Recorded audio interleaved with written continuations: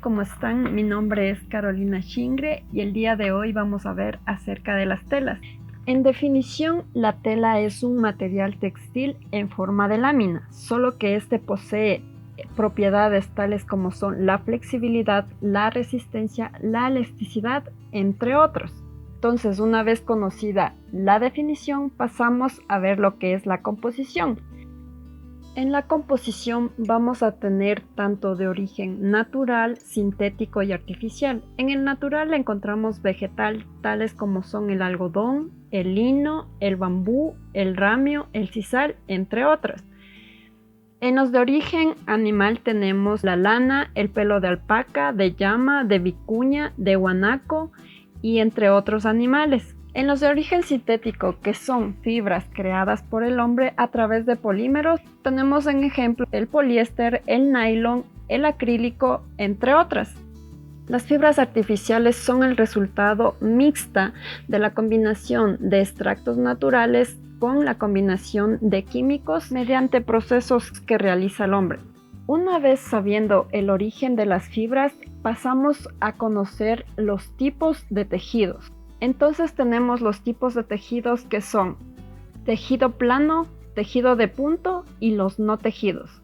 El tejido plano o también denominado tejido de calada, este se crea a través del entrelazamiento de dos hilos, un hilo que va longitudinalmente denominado urdimbre y un hilo que va transversalmente denominado trama.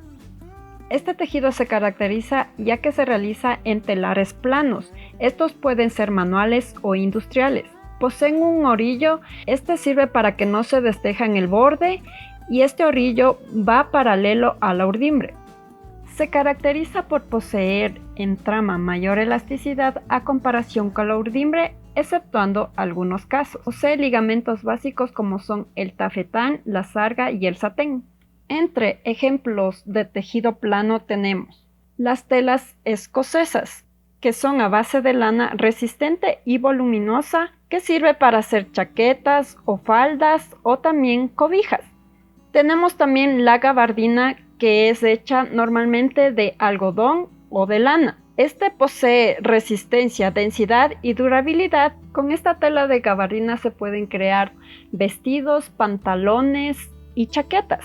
La tela Oxford. Este tejido a base de algodón y poliéster, su nombre proviene de la ciudad inglesa donde comenzó a fabricarse esta tela con objetivos de crear camisas Oxford. La tela de tul. La tela de tul puede ser compuesta tanto de algodón, de seda o de origen artificial. Puede ser fino o grueso y tiene una apariencia bien sea brillante o mate. Entre las telas parecidas al tul tenemos la muselina, la organza, el chifón, entre otras. Estas son normalmente utilizadas para trajes de noche, trajes de novia, etc. Y entre una de las más conocidas tenemos el denim, que normalmente la llamamos jeans, que son utilizados para realizar shorts, pantalones, overoles, infinidad de prendas.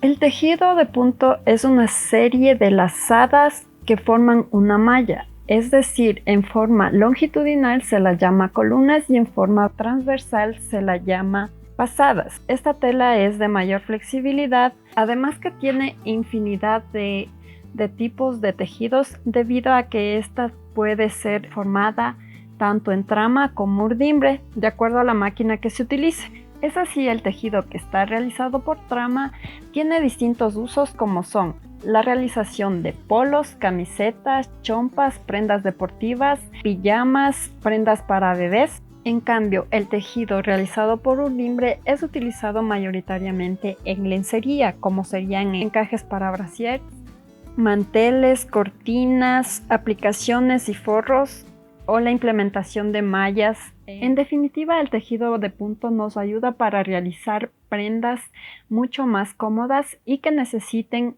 de flexibilidad y elasticidad al momento de nosotros realizar nuestras actividades. Los no tejidos, como su nombre lo dice, no necesitan ser entretejidos o enlazados, es decir, estos tienen una compactación sea mediante un proceso mecánico, físico o químico, de acuerdo al proceso que se le implemente. En este podemos encontrar tales como las entretelas que se utilizan para la confección o el vellón que se utiliza para acolchonar las prendas, o también la napa o velo que se utiliza dentro de algunas piezas de confección para poder ser acolchonados. Es así que, conociendo estos diferentes tipos de telas, nosotros podemos escoger cualquier tipo de tela de acuerdo a la prenda que nosotros queramos realizar. Bueno, espero que les haya servido esta información. Si les gustó, denme un like y no se olviden suscribirse a este canal.